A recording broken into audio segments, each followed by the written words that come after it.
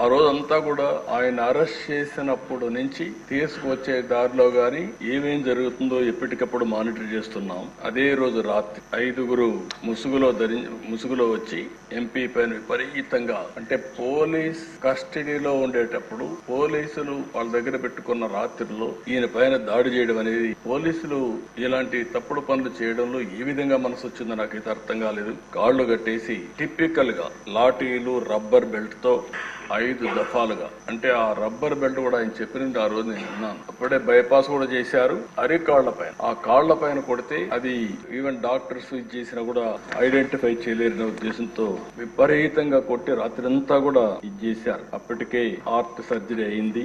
గుండె మామూలుగా సర్జరీ అయినప్పుడు కొంచెం ఇబ్బందులు కూడా ఉంటాయి. అలాంటిది మంచం మీద ఎక్కి రొమ్ముల పైన కూడా ఎక్కి విపరీతంగా కొట్టి తీవ్రంగా హింసించారు. వాళ్ళు హింసించిన విధానం మీరు